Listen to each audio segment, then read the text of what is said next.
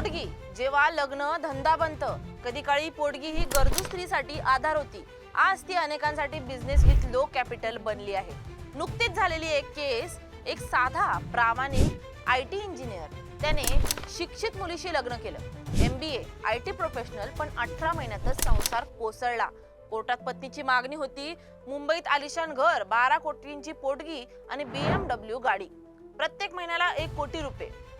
सर्वोच्च न्यायालयाचे मुख्य न्यायाधीशही म्हणले, तू इतकी शिकलेली आहेस, चांगली नोकरी मिळव, फुकट मागणं थांबव. पण उत्तर आलं, तो श्रीमंत आहे. शिक्षण, कौशल्य सगळं विसरून केवळ पैशासाठी हक्क सांगितले जातात. ही एकटी नाही, नागपूर, दिल्ली सगळीकडेच एकच गाणे. काम करणारी बाई पण पोटगी मागते आणि कोर्ट देतही. बाई नोकरी सोडते, पोटगी हवीच. बाई कमावते तरीही म्हणते, माझं उत्पन्न कमी आहे, माझा हक्क आहे.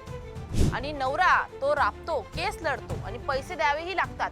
मग लग्न नातं राहत नाही, ते एक व्यवहार बनतं. आजचे तरुण लग्नाला घाबरतात, पण प्रेमापेक्षा कोर्टाच्या नोटिसांची भीती वाटते. पोटगी हवी असते, पण ती गरजू म्हणून, लालसेसाठी नाही. जेव्हा हक्क शस्त्र बनतो, तेव्हा नातं रणभूमी होतं. पोटगी म्हणजे आधार असावा, शिक्षा नव्हे.